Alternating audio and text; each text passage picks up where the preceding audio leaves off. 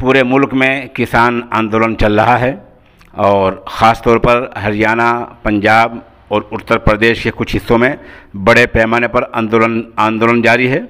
इस बीच हरियाणा के वज़ीर दाखिला अनिल विज ने आज सुबह ही ऐलान किया था कि अगर कहीं भीड़ इकट्ठी करनी है तो उसके लिए प्रशासन से परमिशन लेनी पड़ेगी।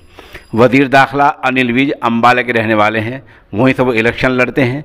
अम्बाले के लोगों ने वज़ीर दाखिला को यानी उनके गिरे से ही, उनके घर से ही मुंह तोड़ जवाब दे दिया है कि अम्बाले में आज आम तौर पर बाज़ार बंद रहे हैं। जैसे कि हम आपको कुछ सेकंड की वहाँ की एक वीडियो पेश कर रहे हैं। इस वीडियो में अम्बाले में बाज़ार बंद नज़र आ रहे हैं। गोया अम्बाले के लोगों ने वज़ीर दाखिला को करारा और मुँह तोड़ जवाब दे दिया है। ये वीडियो हमारे ख्याल में सरकार तक पहुँच गई होगी। उसके बाद वज़ीर दाखिला अनिल विज का कोई नया बयान नहीं आया है।